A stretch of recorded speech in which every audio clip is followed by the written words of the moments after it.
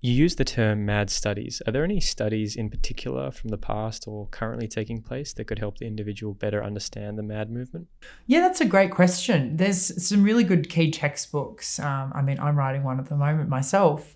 Thank God for that Microsoft Hub. Don't put that in there. So Mad Matters is the seminal Mad Studies text in Mad Studies back in 2013, and the second edition is coming out at the end of this year. So it's taken a whole decade for even just the second edition to come out. It's very academic heavy.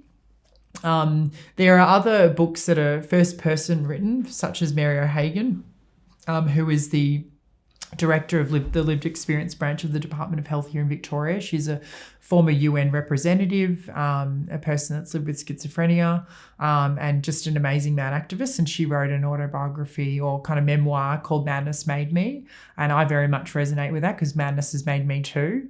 So I would encourage, less heavy texts as well.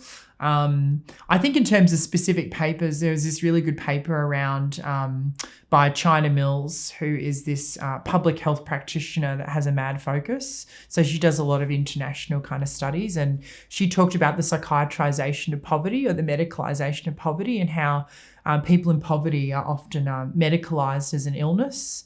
So through the experiences of distress, as a result of survival, lack of material resource, lack of service, a poor housing, poor education and opportunity, that in turn is then medicalized as some sort of mental illness, when in actual fact, it's just that the person is struggling with the structures of society, and that there's a psychiatrization of poverty, of class, of race, like any intersectional identity you can look at, any community or group that's been persecuted, that's experienced some form of oppression, again, has been psychiatrized in the past.